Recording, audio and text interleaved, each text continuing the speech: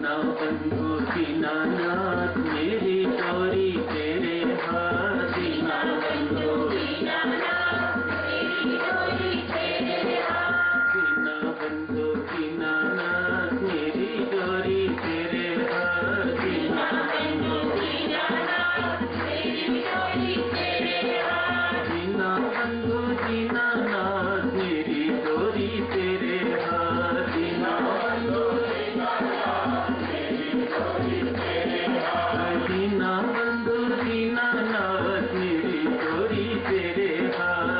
दीना बंधु दीनानाथ मेरी डोरी तेरे हाथ। दीना बंधु दीनानाथ मेरी डोरी तेरे हाथ। दीना बंधु दीनानाथ मेरी डोरी तेरे हाथ। दीना बंधु दीनानाथ मेरी डोरी तेरे हाथ। दीना बंधु दीनानाथ मेरी डोरी तेरे हाथ। मेरी डोरी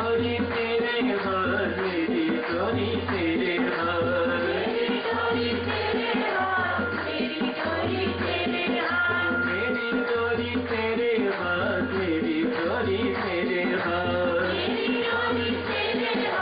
मेरी डोरी तेरे हाथ। दीना बंधु दीनानाथ मेरी डोरी तेरे हाथ। दीना बंधु दीनानाथ मेरी डोरी तेरे हाथ।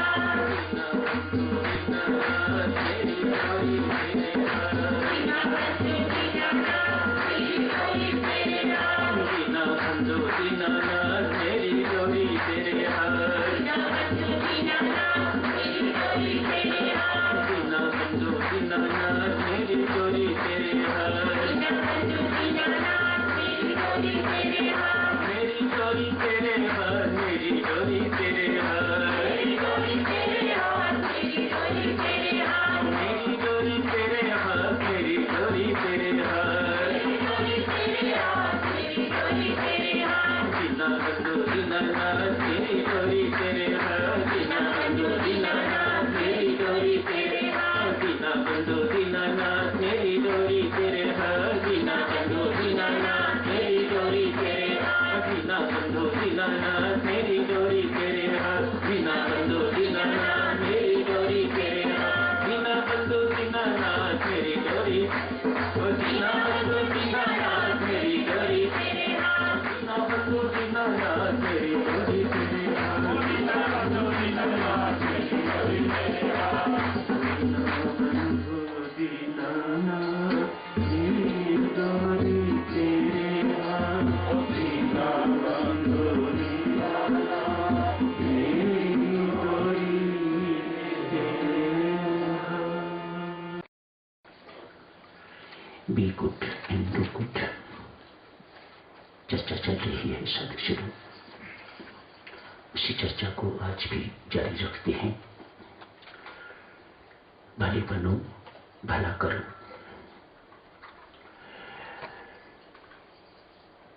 अर्ज की जा रही थी आपसे, भला बनने के लिए आपको जो भलाई का स्रोत है उससे जुड़ के रहना होगा। परमेश्वर से युक्त ही व्यक्ति भला बन सकता है और वही भलाई कर सकता है। परमेश्वर से जुड़ना अपने आप में भलापन है। He is all auspiciousness। उनसे युक्त रहेंगे, जो कुछ उनके अंदर है वो अपने आप आपकी श्रद्धा के अनुसार, आपकी प्रीति के अनुसार फ्लो करता रहेगा। भला बनना चाहते हैं तो जो भला है उसके साथ जुड़ के रहिए, जिसे परमात्मा कहा जाता है। ये तार टूटे ना। आप चाहते हैं कि सदा भला बने रहें, भले बने रहें, सदा भलाई कर सकें, तो फिर आपकी तार निरंतर सतत परमेश्वर से जुड़ी रहनी चाहिए। ये जो राम नाम हम जपते हैं, ये परमात्मा के साथ तार जोड़ने का एक बहुत आसान साधन है। इसके माध्यम से हम अपनी तार परमेश्वर से जोड़े रखते हैं। नाम धन की कमाई, सत्कर्मों की कमाई, सद्गुणों की कमाई दुष्कर्मों, दुर्गुणों का त्याग, इनसे मुक्ति, इसे संत महात्मा वास्तविक संपदा कहते हैं, भीतरी संपदा। बाह्य संपदा तो आती रहती है, जाती रहती है, लुटती रहती है, इत्यादि इत्यादि, उसका चोरी का भय इत्यादि। लेकिन भीतरी संपदा अचल संपदा है, वास्तविक संपदा इसे कहा जाता है। इस संपदा को संत महात्मा, भले भद्र पुरुष, महापुरुष इस संपदा को इकट्ठे संचित करते रहते हैं, संग्रहित करते रहते हैं, फिर इसको संभाल के भी रखते हैं। एक राजा आज जंगल में गए, एक वट वृक्ष के नीचे, चांदी रात थी, पूर्णिमा का दिन होगा, चांदी रात थी।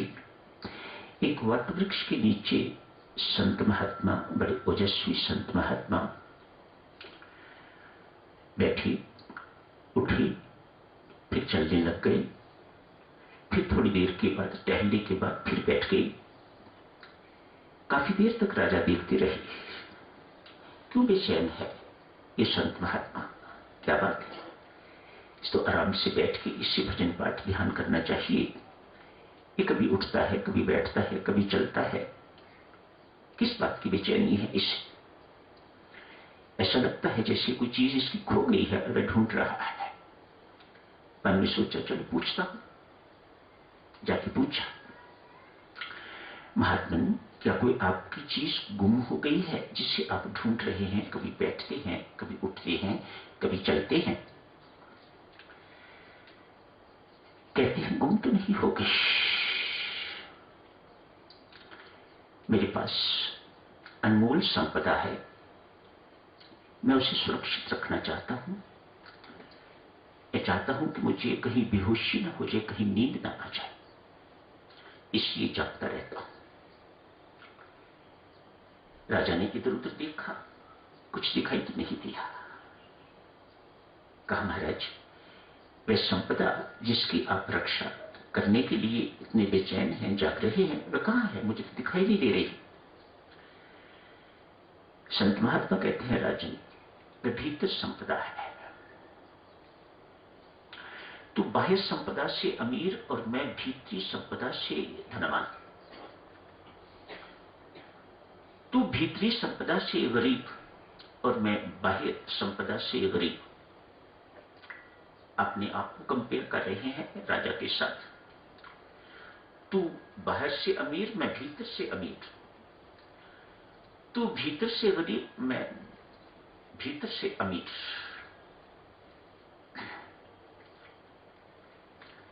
मैं उसी संपदा को सुरक्षित रखने के लिए जाग रहा हूं, कहीं ये मेरी संपदा मेरी असावधानी से टूट न जाए। अनमोल संपदा है ये, और यही संपदा है हमारी भलाई, हमारे भलेपन का कारण। इन्हीं से सद्गुण आदमी संपन्न होता है, इन्हीं से सत्कर्म करता है, इन्हीं से फिर सद्गति होती है, इन्हीं से फिर मुक्ति प्राप्त होती है, इत्यादि इत्यादि। भला कर्म किया हुआ साधक, जो भी कोई भला कर्म करता है, भला करता है, किसी का भला करता है, परमात्मा उसे महान बना देते हैं, महानता प्रदान करते हैं। एक संत महात्मा कभी कभी दवाई भी बांटते थे। अक्सर बांटते तो कभी कभी थे, थोड़ी सी दवाइयां ही जानते थे। सिर दर्द हुई तो उसकी दवाई दे दी, दस्त लगे उसकी दवाई दे दी, इत्यादि इत्यादि छोटी मोटी दवाइयां अपने पास वो रखते थे। बड़ी भीड़ लगी रहती, फिर भी लोग आते रहते, जाते रहते। महात्मा के एक शिष्य ने कहा, महाराज, ये संसार कैसा कृतज्ञ है, सो अनग्रेटफुल। दवाइयां लेते जा रहे हैं, किसी के मुख से आपके लिए धन्यवाद का शब्द नहीं निकला। संत महात्मा कहते हैं, हमें धन्यवाद की ओर नहीं देखना चाहिए, हमें अपने कर्म की ओर देखना चाहिए। संसार तो ऐसा ही है, ये ऐसा ही रहेगा। इसको मत देखो, अपने कर्म को देखो कि आप क्या कर सकते हो, आपको क्या करना है और वह करिएगा। आए साधक सुनो, एक बालक, स्कूल गोइंग बच्चा, तालाब में कीचड़ था, उसमें धंस गया, फंस गया। उसकी चीख पुकार सुनी, पास ही एक किसान था। भागता भागता गया, जाके देखा कि ये बालक तो अंदर धंसता जा रहा है कीचड़ के अंदर, ये दलदल में धंस जाएगा, मानो इसकी मृत्यु निश्चित, फिर कोई नहीं बचा सकता इसे। अतएव अविलंब बिना देरी के कुछ कपड़े उतारने की चेष्टा नहीं की, समय बर्बाद नहीं किया कि ये कहीं और अंदर न धंस जाए। अतएव सीधा उस तालाब में घुस गया है, कीचड़ में से उस बच्चे को निकाल लिया, मानो उसके प्राणों की रक्षा हो गई। घर ले आया है, अभी वो बोलने की स्थिति में नहीं, कुछ बताने की स्थिति में नहीं, घर ले आया है उसे किसान। घर लाके उसे नहलाया है, धुलाया है, कुछ इसी आयु का अपना भी पुत्र, उसके कपड़े इत्यादि नए कपड़े उसे पहना दिए, सब तो गंदे हो गए हुए। कुछ खाने को भी दिया, बालक स्वस्थ हो गया। किसान ने उसे उसके घर पहुंचा दिया, सुरक्षित बालक घर पहुंच गया है। अगले दिन क्या देखते हैं, एक सूट बूट अच्छे सज धज के व्यक्ति, अच्छे अमीर आदमी किसान के घर पधारे हैं। कहा, मित्र, जिस बालक की आपने कल रक्षा की है, उसकी जान बचाई है, मैं उसका पिता हूं। कुछ पैसे हाथ में लिए हुए थे, वो पैसे किसान को भेंट किए। ये क्या दे रहे हैं आप, ये क्या कर रहे हैं आप? मैं प्रसन्न हूं कि आपने मेरे पुत्र के प्राणों की रक्षा की है, मेहरबानी करके ये तुच्छ भेंट स्वीकार कीजिएगा। कहा, नहीं साहब, मैं उस परमात्मा का धन्यवादी हूं जिसने मुझे सेवा का अवसर प्रदान किया। ऐसी सोच होनी चाहिए, भला करने वाले की सोच, परहित कर्म करने वाले की सोच इस प्रकार की होती है। किसका धन्यवाद? उस परमात्मा का धन्यवाद जिसने ऐसा करने का सुअवसर प्रदान किया है।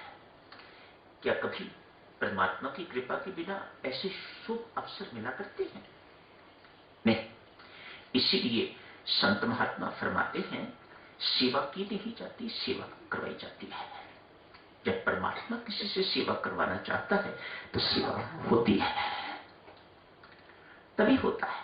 मैं उस परमात्मा का धन्यवादी हूं, मुझे कुछ नहीं चाहिए, मेहरबानी है उस परमात्मा की। मेरा कर्तव्य था, सो मैंने उसे पूरा कर लिया, उसे निभा दिया। किसान का बालक इतनी देर में आया, अमीर आदमी था, स्वभाव अच्छा था, सौम्य व्यक्ति। कहा, ये आपका पुत्र है? हाँ, मेरा पुत्र है। पढ़ता है? हाँ, छोटी मोटी क्लास में पढ़ता है। क्या मैं इसके पढ़ाने की जिम्मेदारी ले सकता हूं? मैं इसे पढ़ाऊंगा। किसान प्रसन्न हो गए, कहा, ठीक है, आपकी इच्छा, आप इसे पढ़ाइएगा। सुरेश, यही बालक कल अलेक्जेंडर फ्लेमिंग बना है, जिसने पेनिसिलिन की खोज की थी। परमात्मा थोड़ा सा भला यदि कोई करता है तो उसे महानता प्रदान करता है। भलाई करने वाले को परमात्मा इतना उच्च उठा देता है, इतना ऊंचा उठाता है, उठाता ही जाता है, उठाता ही जाता है। उस छोटी सी दवाई ने न जाने नीलम कितनों की जान बचाई होगी, कितने रोगी ठीक किए होंगे। अभी भी कुछ ना कुछ तो किसी न किसी रूप में तो अभी भी वो उपलब्ध है। अलेक्जेंडर फ्लेमिंग वही बालक बना। एक छोटी सी भलाई की परमात्मा ने उन्हें ढेर सारी महानता प्रदान की। कोई नाम फ्लेमिंग का भूल सकता है? कम से कम मेडिकल साइंस तो उसके नाम को कभी भूल नहीं सकती, जब तक फार्मेकोलॉजी चलती रहेगी, क्लिनिकल साइंस चलती रहेगी, उसका नाम भी किसी न किसी रूप में आएगा ही आएगा। भला करने वाले को परमात्मा महानता प्रदान करता है। शाह जलालुद्दीन शब्द शाह है तो स्पष्ट है राजा होगा। शाह जलालुद्दीन पर राम भक्त।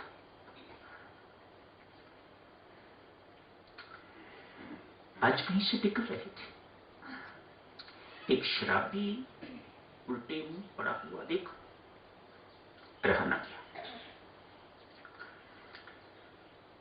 सीधा किया, मुख सीधा किया, सूंगा सांगा, स्पष्ट हो गया कि शराब से दुख है। कहीं से पानी लिया, पानी लाके शाह साहब ने उसका मुख धोया शराबी का और कहा, जिस मुख को राम राम जपना चाहिए, पाक शब्द प्रयोग किया, उर्दू का शब्द पाक, पवित्र, पाक अर्थात पवित्र। जिस मुख को पाक राम नाम जपना चाहिए, उस मुख के द्वारा तू गंदी चीज, इस तुच्छ चीज को अंदर ले जाके कितना गलत काम करता है। और फिर जब वो अंदर जाती है तो वो चुप तो नहीं बैठती, तो औरों को भला बुरा बोलता है, उनको दुख देता है, तो कितना पाप कमाता है। तो इतना कह के शाह साहब चले गए। परमात्मा के खेल देवियों बड़े निराले हैं, उन खेलों को समझना बहुत कठिन है, संभव ही नहीं है। कठिन क्या, संभव ही नहीं है। शराबी को होश आई। जिन लोगों ने ये दृश्य देखा था, शाह जलालुद्दीन एक राम भक्त, शाह जलालुद्दीन को छोड़ो, राम भक्त, एक राम भक्त इस शराबी का मुख धो गया है और उसने ये शब्द कहे हैं। जैसे शराबी को होश आई, वो लोग जो आसपास थे उन्होंने कहा, शाह साहब परम राम भक्त, तेरा मुख धो गए आज। पर ये शब्द उन्होंने कहे, एक बिजली सी अंदर कूद गई, एक बिजली सी अंदर दौड़ी, कायाकल्प हो गया। शब्द ही उसी वक्त, आज जिस मुख को एक राम भक्त ने धोया है, उस मुख से कभी आगे जिंदगी में कोई गलत काम नहीं होगा। जिंदगी बदल गई। ये तो हुआ एक परोपकार का काम। जलालुद्दीन शाह ने, एक राम भक्त ने अपना कर्तव्य निभाया, एक भला काम किया। उधर परमात्मा क्या करते हैं, बात चल रही थी ना, आप किसी का थोड़ा सा भी भला करते हो तो परमात्मा आपको बहुत महानता प्रदान करते हैं। शाह साहब को स्वप्न हुआ, एक फरिश्ता आया, स्वप्न में कह गए, शाह तूने एक शराबी का मुख धो दिया, राम ने तेरे मन को धो दिया। कहा वह काम, शराबी का मुख धोना, कहा मन को धोना। थोड़ा सा भला काम यदि कोई व्यक्ति करता है तो परमात्मा उसे महानता प्रदान कर देता है, प्रदान करता ही जाता है। मानो परमात्मा उस सुकृत को, उस भले काम को कभी भूलता ही नहीं है। इसने एक भला काम किया था। रत्नाकर कुकर्मी व्यक्ति, सभी इस बात को एग्री नहीं करते, लेकिन प्रायः यही कहा जाता है उनके लिए। कोई भी होगा, कुकृत्य करने वाला व्यक्ति एक ही भला काम हुआ जिंदगी में, एक संत महात्मा के दर्शन, अपने आप को सौंप दिया और जिंदगी भर राम राम जपा। परमात्मा ने इतना महान बना दिया, उनको इतना महान बना दिया। जिस राम का चरित्र उन्होंने लिखा, उसको तो हो सकता है वह भूल जाए कोई, लेकिन महर्षि वाल्मीकि को कोई भूलने वाला नहीं। एक ही भला काम किया, अपने आप को एक संत को सौंप दिया और उसके कहे अनुसार जिंदगी भर राम राम राम राम जपा। बेचारे को कहते हैं राम राम भी जपना नहीं आता था, मरा मरा ही जपता रहा, ना जाने वह कब राम राम राम राम राम राम राम अपने आप परिवर्तन हो गया। भले बनो, भला करो। साधुजनों, इसके साथ ही इस चर्चा को आज ही समाप्त करते हैं। इतने दिनों से गीता सार पर चर्चा स्वामी जी महाराज कर रहे हैं। जो प्रसंग आज आपने पढ़ा है वे गीता सार से। कुछ दिन बाकी रह गए हैं। यहां कोशिश की जाएगी कि कुछ गीता जी के व्यवहारिक पक्ष जिन्हें हम अपने जीवन में उतार सकते हैं।